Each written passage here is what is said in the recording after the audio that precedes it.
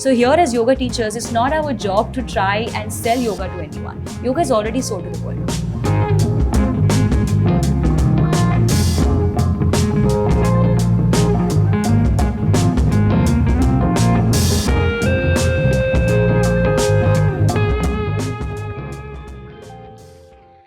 Namaste everyone. Welcome to What's Your Favorite Position, a show where we twist, bend and breathe into our favorite yogic postures and philosophical musings. I'm your host Swati Kane, guiding you into this wacky world of yoga like never before. And joining us today is a very special guest, Nishtha Bijlani, a yoga teacher and a Nike Well Collective trainer for Mumbai. She's an ex-media professional who took yoga professionally. Nishtha has completed her training from the Yoga Institute Mumbai, Ashtang Yoga Mysore, Rishikul Yogshala Rishikesh, Himalayan Iyengar Yoga Center Dharamshala. She's been in the industry for almost 10 years now. Her teachings are based on traditional methods of Hatha, Ashtanga and Iyengar. Nishtha has been successful in co-hosting wellness and yoga retreats to Nainital, Nasik, Himachal and recently in Sikkim, where the students were guided in techniques of pranayama, meditation, and asana practice with the correct use of yoga props. Hi Nishtha, welcome to the show. Hi Swati, thank you for having me. So Nishtha, your Google bio says that you're an ex-media professional who turned to yoga at a time when nothing else made sense. Let's talk about that. Yeah, so this is me taking you back 10 years behind when I worked in the media companies. I worked in PR and events, and my education is also in media as well. So life, I thought, had a plan, a structure, till I was thrown off and I realized that that's not something I want to do. I worked in it for a short while, luckily, and my threshold came pretty soon. I realized that this corporate structure is not for me. I did not want a life where there wasn't anything beyond the desk, right? So I was very unhappy and I felt like I was a little directionless. So there came a time when I decided to quit. And simply to quit. There was no plan B waiting for me.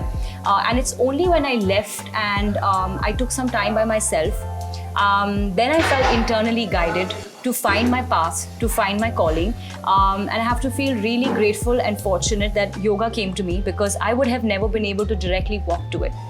So a series of events led me to it, and since then I haven't looked back. It was like refinding myself all over again when yoga happened. What is the practice of the day? So today we're going to work with back bends, and we're going to be looking at Ustrasana, which is a very beautiful back bend. I really like practicing it, especially because it has a wonderful way of opening up the spine.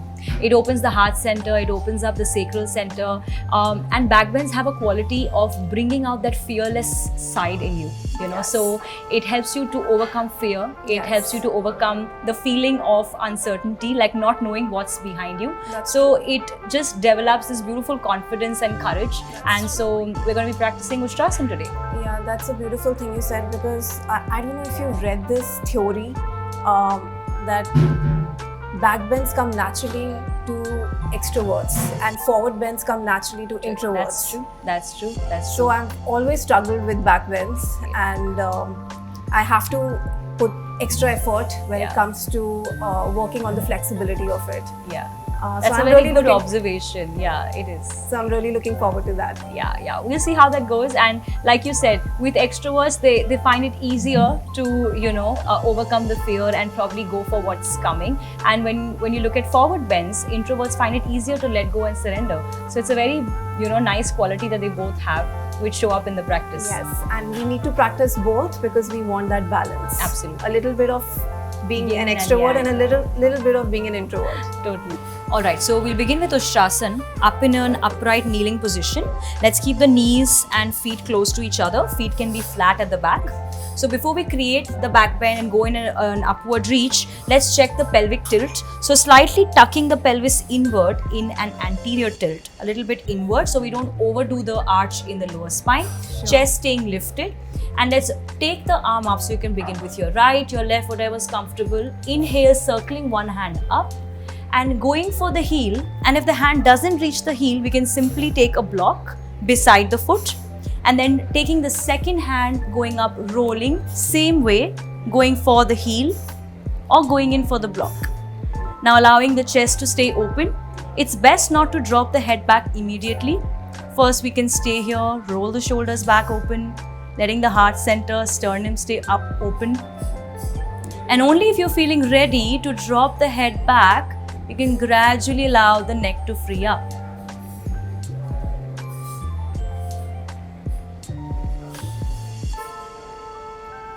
And then slowly, once again picking one hand up to roll, following the other hand, circling up. Very nice. Let's take a second here. Inhale, exhale, breathing into the belly, so we relax the lower back. And then slowly sitting onto the heels in Vajrasana. Allow the spine to come into a neutral position. Take a moment in here. Inhale freely. Exhale freely. Watch how the breath has changed. And then we'll go into a counter pose of child's pose. You can do this with a block, having the head rested on the block and placing the forearms simply by the sides. Here in child's pose or balasana, palms can be turned open, forehead resting on the block. And notice how this relaxes the spine very nicely. Taking 2 full breaths here.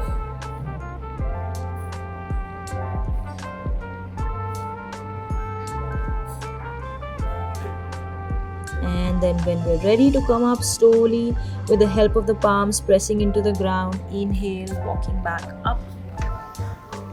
And that was Ustrasana. That was a wonderful stretch, Nishtha. Thank you so much for that. Thank you. Thank you. And I really needed it today. So did I.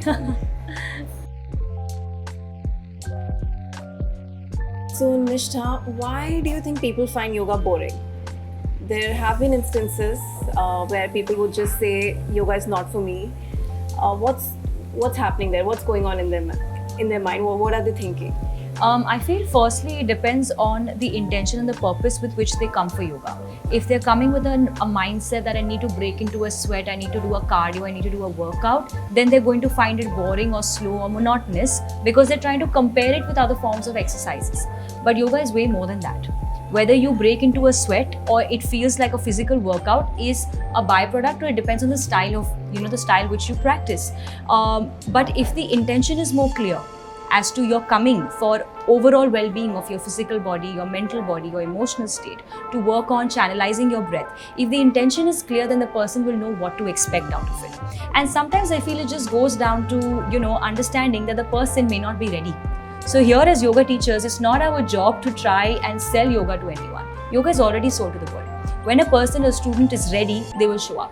When they're ready for yoga, for the practice, they will show up. And so when they do find it boring, it's best that they don't come for it, because only when they're ready, they'll come for it. So I don't think you have to try and sell it or make it more appealing to anybody. Exactly. Because it's not for them then. That is so true. Yeah. So Nishtha, I have to ask you this. What's your favorite position? So, well, I have to say that the position I am in life today is my favorite position. Yeah. So it's like I look at myself as this girl who found herself all over again. And now I'm in this position that now I'm able to look back and appreciate the journey that took place. So I really like the position I'm in, where I decided to listen to my heart, where I decided to listen to my gut, and it's got me to this point in life, where I continue to do that.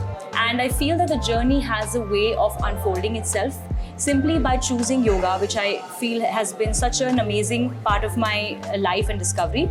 I feel it chooses to kind of unfold itself and show up different aspects of life. I don't know where I'm headed today or tomorrow, but simply just being that girl who chooses to follow her heart, to follow her gut, has brought me in this amazing position in life. And this is the present, where I am right now is my favorite position. Nishtha, thank you for gracing us with your presence and inspiring us with your words. May you continue to inspire us now and forever.